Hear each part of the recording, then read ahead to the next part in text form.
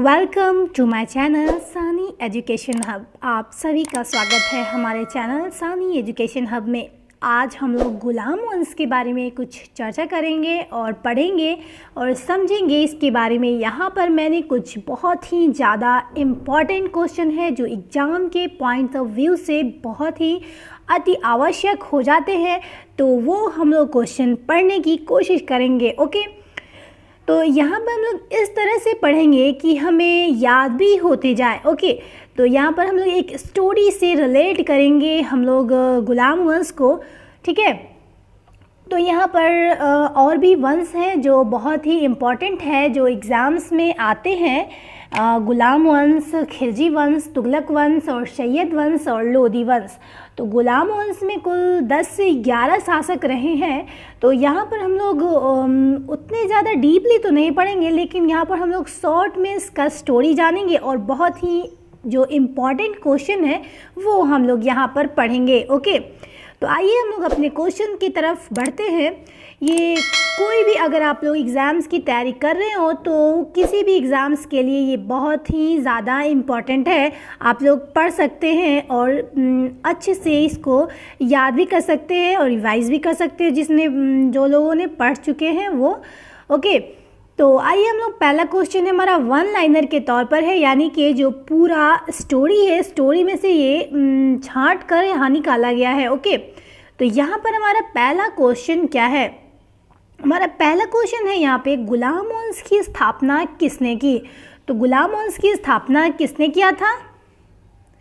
यहाँ पर है हमारा को आंसर है कुतुबुद्दीन ऐबक ने। किसने किया था?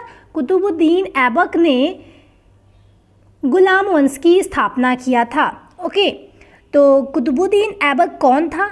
तो वह गौरी का गुलाम था। किसका गुलाम था? तो गौरी का गुलाम था ये कुतुबुद्दीन ऐबक। ओके, और ये कब अपना राज्याभिषेक करता है? राज्याभिषेक का मतलब होता है जैसे कि जब वो लोग अपनी गद्दी पर बैठने जब जाते हैं उससे पहले वो लोग शपथ लेते हैं। जैसे कि अभी के वक्त में जो लोग शपथ ग्रहण करते हैं उस समय, उससे पहले उस समय के लोग राज्याभिषेक होता था। कुछ बुक में 24 जून 1206 दिया हुआ है और कुछ बुक्स में 25 जून 1206 दिया हुआ है। ओके, तो यहाँ पर जो हम लोग देखेंगे, यहाँ पर मैंने लिखा है 25 जून 1206। ओके, तो इससे हम लोग को कोई दिक्कत नहीं है, क्योंकि ऑप्शंस में जब हम लोग एग्ज़ाम देंगे तो कोई एक ही रहेगा, दोनों नहीं रहता है एक टाइम में। ओके, तो यहाँ पर है, यहाँ पर दूसरा हमारा क्वेश्चन है, 25 जून 1206 में कुतुबुद्दीन ऐबक का राज्याभिषेक किस स्थान पे किया गया? तो कुतुबुद्दीन ऐबक का राज्याभिषेक किस स्थान पे किया गया था? तो लाहौर में किया गया। तो लाहौर में क्यों किया गया था? क्योंकि जब कुतुबुद्दीन ऐबक जो थे वो अपना राजधानी जो थे वो बदल कर कहाँ पे लेके चले गए थे? राजधानी लाहौर में बना दिए थे। ओके, और कुतुबुद्दीन ऐबक ही थे जिन्होंने कुतुब मीनार की नींव डाली थी। ओके, जो अभी हम लोग प्रेजेंट में कुतुब मीनार देखते हैं उसका नींव कुतुबुद्दीन ऐबक ने डाला था। कब डाला था? तो आगे हम लोग देखेंगे हम लोग क्वेश्चंस के थ्रू। ओके, तो यहाँ पर हम लोग का क्वेश्चन बनता है कि कुतुबुद्दीन ऐबक ने अपने साम्राज्य की राजधानी किसे, यहाँ पर सॉरी मिसप्रिंट हो गया है। ओके, यहाँ पे है हमारा, कुतुबुद्दीन ऐबक ने अपने साम्राज्य की राजधानी किसे घोषित किया? यानी कि जो पूरा उनका साम्राज्य था उस साम्राज्य का राजधानी किस जगह को घोषित किया? तो लाहौर को, वो लाहौर लेकर चले गए थे अपनी राजधानी और लाहौर को ही वो अपनी राजधानी घोषित कर दिए थे। ओके, तो नेक्स्ट हम लोग आगे बढ़ेंगे। नेक्स्ट हमारा क्वेश्चन है, कुतुबुद्दीन ऐबक को उदारता तथा अत्यधिक दान देने के लिए कौन सी उपाधि दी गई? यानी कि वो बहुत ही ज़्यादा उदार भाव से दान देने में बहुत ही आगे रहते थे। तो इसके लिए उनको कौन सी उपाधि दी गई थी? तो उपाधि, उसमें कौन सी उपाधि दी गई थी? लाख बख्श का उपाधि दिया गया था। ओके, तो उसके बाद हम लोग नेक्स्ट क्वेश्चन पे आगे बढ़ते हैं। यहाँ हमारा नेक्स्ट है कि अत्यंत सुरीली आवाज़ में कुरान पढ़ने के कारण ऐबक को किस उपाधि से नवाजा गया। यानी कि जो कुरान होता है, कुरान एक धार्मिक ग्रंथ है और ये इस्लाम में कुरान की बहुत ही ज़्यादा मतलब मान्यता है। कुरान पर ही सब लोग बहुत ही ज़्यादा इसको मानते हैं। और तो इसके बारे में यहाँ पर है कि कुरान में कि अत्यंत सुरीली आवाज़ यानी कि बहुत ही अच्छी आवाज़ में कुरान को पढ़ने के कारण ऐबक को किस उपाधि से नवाजा गया था। तो ये बहुत ही अच्छी सुरीली आवाज़ में पढ़ रहे थे, तो इसके कारण इनको कुरान ख्वा के नाम से, यहाँ पे कुरान, यहाँ पे ख्वाब नहीं, ओके ये होंगे, यहाँ पे ख्वा होगा, ठीक है। कुरान ख्वा के उपाधि से नवाजा गया था, ठीक है, ओके। नेक्स्ट हम लोग आगे बढ़ेंगे। भारत की प्रथम मस्जिद कुव्वतुल इस्लाम की स्थापना किसके द्वारा की गई। तो किसके द्वारा की गई? कुतुबुद्दीन ऐबक के द्वारा की गई, ओके। तो कुतुबुद्दीन ऐबक कुव्वतुल इस्लाम जो मस्जिद था उसका भी नींव डाला था, इसका भी स्थापना उन्होंने ही किया था। और जो 2.5 दिन का झोपड़ा है अजमेर शरीफ में, क्या है? 2.5 दिन का झोपड़ा, आप लोगों ने नाम सुना होगा। 2.5 दिन का झोपड़ा अजमेर शरीफ में है, ये 2.5 दिन का झोपड़ा, ओके। 2.5 दिन का झोपड़ा, तो 2.5 दिन का झोपड़ा जो है इसको अजमेर शरीफ में किसने मतलब कि निर्माण करवाया था? तो अजमेर शरीफ में तो ये कुतुबुद्दीन ऐबक ने ही करवाया था, ओके। और जैसे कि कुतुब मीनार का भी इन्होंने ही नींव डलवाया था। और कुतुबुद्दीन ऐबक की मृत्यु कब हुई? तो उनकी मृत्यु हुई कि वर्ष 1210 में, यानी कि 1210 में चौगान खेलते समय घोड़े से गिर जाने के कारण हो गई थी। तो चौगान एक गेम था उस टाइम में, पोलो जिसको कहते हैं, कह सकते हैं हम लोग पोलो। और खेलते समय उनको घोड़े से वो गिर गए थे अचानक, और गिरने के साथ साथ उनको उसी वक्त उनकी मृत्यु हो गई थी। और उसके बाद ऐबक की मृत्यु जब हो गई तो उसके बाद उनके पुत्र थे आराम शाह, वो आए थे। आराम शाह, उनके पुत्र थे आराम शाह, उसके उत्तराधिकारी बनकर वो खड़े हुए आराम शाह, और वो उनकी गद्दी को संभाले आराम शाह, ठीक है। लेकिन अभी हम लोग आराम शाह के बारे में जानने से पहले और कुतुबुद्दीन ऐबक के बारे में थोड़ा और पढ़ लेते हैं, थोड़ा और क्वेश्चन देख लेते हैं कि कोई क्वेश्चन छूटे नहीं हमारा एग्जाम्स में, ओके। तो आइए हम लोग देखते हैं। नेक्स्ट है हमारा, कुतुबुद्दीन ऐबक के मृत्यु के पश्चात उसके पुत्र आराम शाह को अपदस्थ कहकर गुलाम वंश का अगला शासक कौन बना? तो इल्तुतमिश, यानी कि जो आराम शाह जो थे बने थे कुतुबुद्दीन ऐबक के बाद, तो उनको क्या कहा गया? अपदस्थ कहा गया। अपदस्थ इसलिए कहा क्योंकि उनको जो आराम शाह थे उतने योग्य शासक नहीं बन पाए थे, ठीक है। तो ये सिर्फ जो आराम शाह थे मात्र 8 महीने ही शासन कर पाए। उसके बाद इल्तुतमिश ने इनकी हत्या कर दी थी। और किस जगह पे हत्या की थी? इनको दिल्ली के समीप एक जड़ नामक स्थान था, वहाँ पर इनको हराकर इल्तुतमिश इनकी हत्या कर दिया। किसकी? आराम शाह की हत्या कर दिया, ओके। और आराम शाह सिर्फ 8 महीने ही शासन कर पाए थे, ओके। 8 महीने शासन किए, उसके बाद इल्तुतमिश आराम शाह को हरा दिया, और इनको हराया और हराकर खुद गद्दी पर इल्तुतमिश बैठ गया, ओके। नेक्स्ट क्वेश्चन है हमारा, इल्तुतमिश सुल्तान बनने से पूर्व किस प्रांत का सूबेदार था?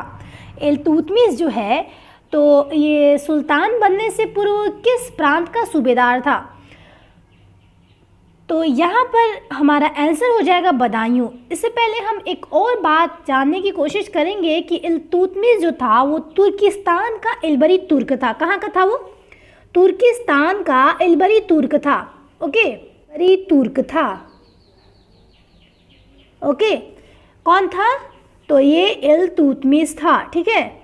और ये कहाँ? बदायूं का गवर्नर था, ठीक है, बदायूं का गवर्नर।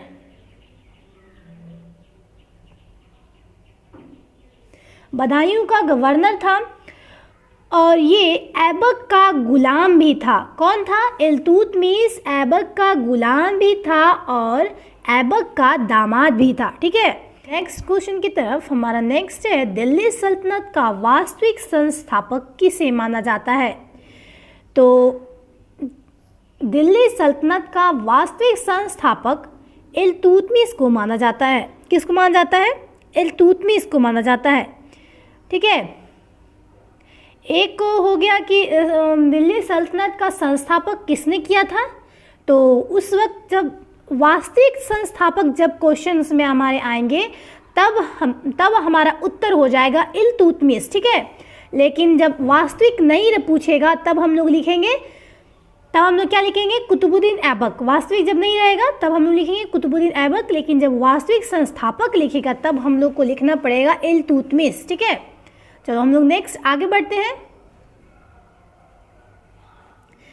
यहाँ पर हमारा इल्तुतमिश ने 40 योग्य तुर्क गुलामों को मिलाकर किस दल का गठन किया था? 40 योग्य तुर्क गुलामों को मिलाकर किस दल का गठन किया था? तो यहाँ पर है हमारा उत्तर तुर्कान चहलगानी। क्या है? तुर्कान चहलगानी, ठीक है, तुर्कान चहलगानी। 40 दल यानी कि 40 लोगों को मिलाकर ये तुर्कान चहलगानी, ये 40 सरदारों की कम्युनिटी एक तरह से बनाया था, ठीक है। और ये जो था इल्तुतमिश, ये कुतुबुद्दीन ऐबक जो थे वो कुतुब मीनार का नींव तो डाल दिए थे। कुतुब मीनार का नींव तो डाल दिए थे, लेकिन वो इसको पूरा नहीं कर पाए थे, ठीक है। कौन पूरा नहीं कर पाए थे? ऐबक जी इनको पूरा बिल्कुल नहीं कर पाए थे, इसलिए इनको पूरा किसने करवाया था? तो इल्तुतमिश ने, यानी कि ऐबक के दामाद जो थे, कौन थे? इल्तुतमिश इनके दामाद भी थे, तो उन्होंने इसको कुतुब मीनार का काम पूरा करवाया। किसने पूरा करवाया? तो इल्तुतमिश ने इसका काम पूरा करवाया, ठीक है। इसने दिल्ली के अमीरों का ये कहा जाता है ऐसा कि दिल्ली के अमीरों का शोषण किए। ये दिल्ली में बहुत अमीर ज़्यादा थे, बहुत अमीर लोग थे, तो उसका शोषण किए ऐसा कहा जाता है, ऐसा है, ठीक है। तो आगे हम लोग नेक्स्ट क्वेश्चन पे आगे बढ़ते हैं। यहाँ पर हमारा मंगोल आक्रमणकारी चंगेज खां भारत के उत्तर पश्चिम सीमा पर किसके शासनकाल में आया था? तो मंगोल यानी कि मंगोल लोग का भी आक्रमण बहुत ही रहा है हमारे भारत पर। तो चंगेज़ खां जो थे वो भारत के उत्तर पश्चिम हिस्से में, ठीक है, उत्तर पश्चिम हिस्सा हमारा ये हो जाएगा। देखिए ये हमारा ऊपर का हिस्सा है, ठीक है, मैं बस ऐसे ही थोड़ा सा ड्रॉ कर दे रही हूँ। तो ये हमारा उत्तर पश्चिम, ये नॉर्थ हो जाएगा और ये हमारा वेस्ट हो जाएगा। तो यही हमारा ये साइड जो है उत्तर पश्चिम साइड हो गया। तो इधर से ही क्या हमारा है? मंगोल आक्रमणकारी जो थे कौन थे? चंगेज खान भारत की उत्तर पश्चिम सीमा पर किसके शासनकाल में आया था? तो किसके शासनकाल में आया था? तो यहाँ पर है हमारा उत्तर इल्तुतमिश के शासनकाल में ये जो है यहाँ पे आए थे उत्तर पश्चिम सीमा पर। ओके, नेक्स्ट हम लोग आगे बढ़ते हैं।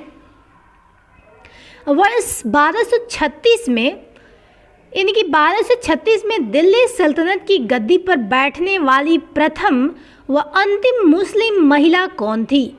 कौन ऐसी मुस्लिम महिला थी जो भारत की गद्दी पर पहली और अंतिम बार मुस्लिम महिला बनी थी? ठीक है, तो कौन बनी थी? तो रजिया सुल्तान है, ठीक है। तो रजिया सुल्तान पहली बार वो भारत की गद्दी पर बैठी थी।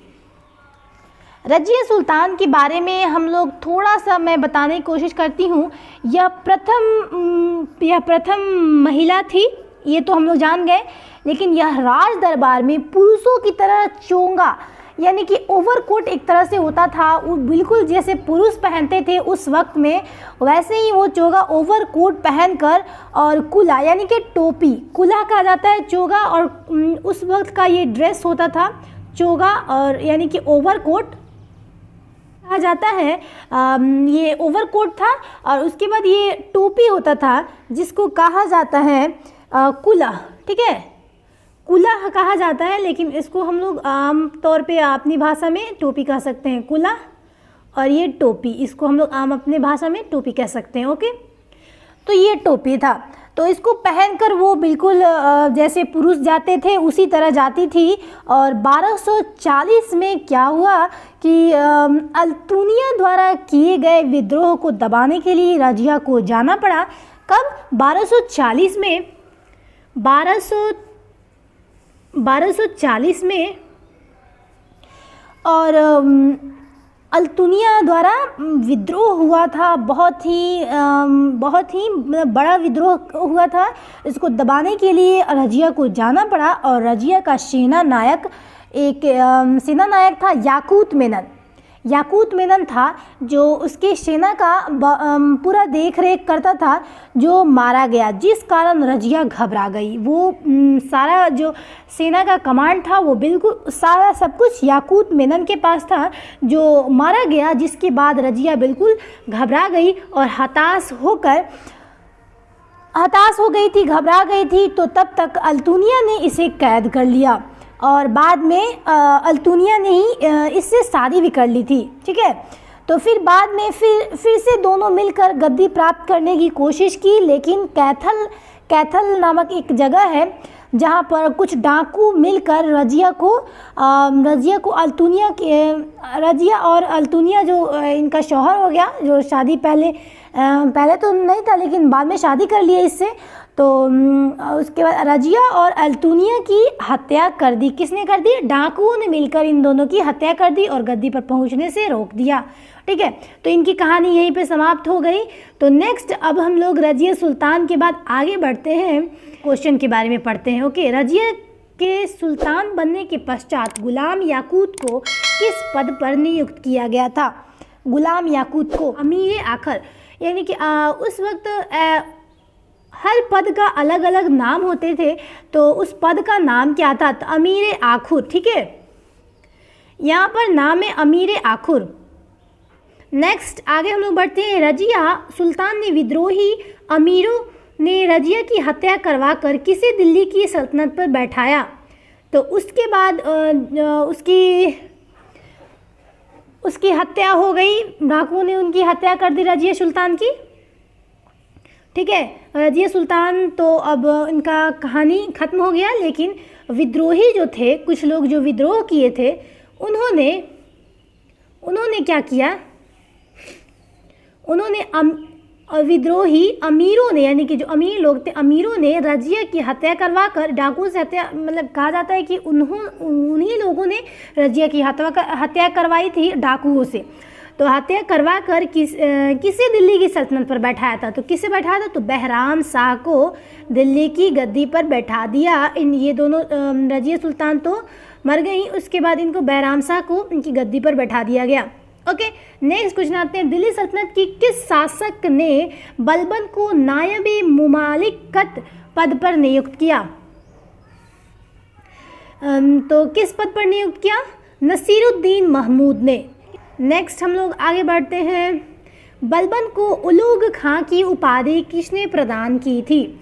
बलबन को उलूग खां की उपाधि किसने दी थी? तो नसीरुद्दीन महमूद ने। किसने? नसीरुद्दीन महमूद ने बलबन को उलूग खां की, किसकी? उलूग खां की उपाधि दी थी। ओके, नेक्स्ट हम लोग आगे बढ़ते हैं। दिल्ली के सुल्तान बनने के पश्चात तुर्कान चहलगानी को किसने समाप्त कर दिया? तो किसने कर दिया? बलबन ने, जो अभी अभी शासक बना था। कौन बना था? अभी अभी शासक बना था बलबन, कर दिया। ओके, नेक्स्ट हम लोग आगे बढ़ेंगे। अपने विरोधियों के प्रति कठोर लौह एवं रक्त की नीति का पालन करने वाला सुल्तान कौन था। ठीक है, तो यहाँ पर है हमारा क्वेश्चन जो बहुत ही ज़्यादा इम्पॉर्टेंट है, अक्सर एग्जाम्स में पूछते हैं। ठीक है, तो क्या है, लौ एवं रक्त की नीति, ये हम लोग के एग्ज़ाम्स के लिए बहुत ही इम्पॉर्टेंट क्वेश्चन है। कई बार बहुत सारे एग्ज़ाम्स में पूछे जा चुके हैं। लौ एवं रक्त की नीति का पालन करने वाला सुल्तान कौन था, तो बलबन ने। ठीक है, बलबन है। ओके, नेक्स्ट क्वेश्चन पे हम लोग आते हैं। हमारा सिजदा पैबूस प्रथा को अपने दरबार में प्रारंभ करने वाला सुल्तान कौन था, तो ये था बलबन। ओके, बलबन था। ओके, नेक्स्ट क्वेश्चन है हमारा, बलबन ने किस नाम से एक सैन्य विभाग की स्थापना की थी, तो दीवान अर्ज।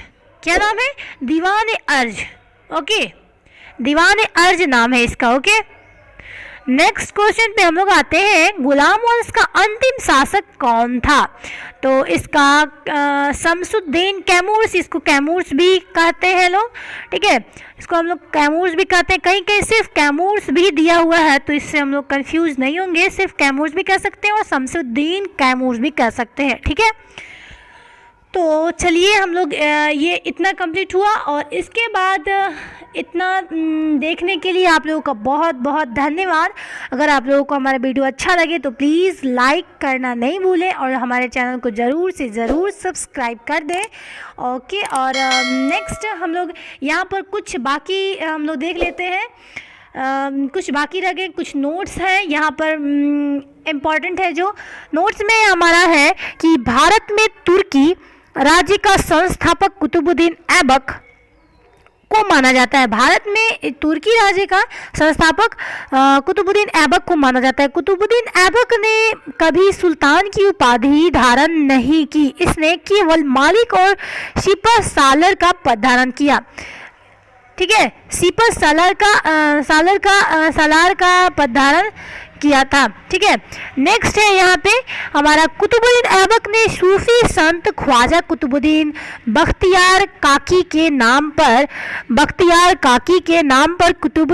कुतुब मीनार का निर्माण प्रारंभ करवाया था। किसके नाम पर, कुतुबुद्दीन ऐबक ने सूफी संत ख्वाजा कुतुबुद्दीन बख्तियार काकी के नाम पर कुतुब मीनार का निर्माण प्रारंभ करवाया था। प्रारंभ किसने करवाया था, कुतुबुद्दीन ऐबक ने, और पूरा किसने करवाया था। आप लोग इसे अच्छे से याद रखेंगे, हमारे लिए बहुत ही ज़्यादा इम्पोर्टेंट है। अगर आप लोग एग्ज़ाम्स कोई भी एग्ज़ाम दे रहे हैं तो इसके लिए बहुत ही ज़्यादा इम्पोर्टेंट हो जाता है। ठीक है, लोग अच्छे से पढ़ेंगे और हम लोग याद भी करते चलेंगे। ओके, ये हमारा लास्ट है। ठीक है, तो हम लोग इसको देख लेते हैं। इल्तुतमिश दिल्ली सल्तनत का प्रथम सुल्तान था जिसने दिल्ली को अपनी राजधानी बनाई थी। इल्तुतमिश जो था ये वापस से जो लाहौर में चला गया था, राजधानी किसने किया था, ऐबक ने कर दिया था, तो इसने वापस से दिल्ली में अपना राजधानी बनाया। ठीक है, तो तथा बगदाद के खलीफा से सुल्तान की उपाधि प्राप्त की। तो बगदाद के जो खलीफा थे उनसे बगदाद के खलीफा इनको किसको, तो इल्तुतमिश को क्या चीज़ की उपाधि दी, इल्तुतमिश को खलीफा से सुल्तान की उपाधि दे दी है इनको। ठीक है, उसके बाद है यहाँ हमारा पे इल्तुतमिश ने भारत में इक्ता व्यवस्था का प्रारंभ किया। इल्तुतमिश ने इक्ता व्यवस्था का प्रारंभ किया। इक्ता एक अरबी शब्द, इक्ता क्या है, एक अरबी शब्द है जिसका अर्थ होता है भूमि को लेने वाले इक्तादार कहलाते हैं। ओके, नेक्स्ट है यहाँ पे हमारा लास्ट था ये। ओके, तो यहाँ तक देखने के लिए आप लोगों का बहुत बहुत धन्यवाद, और प्लीज़ हमारे वीडियो को लाइक ज़रूर करें और सब्सक्राइब भी कर दें। Okay, thank you so much यहाँ तक देखने के लिए।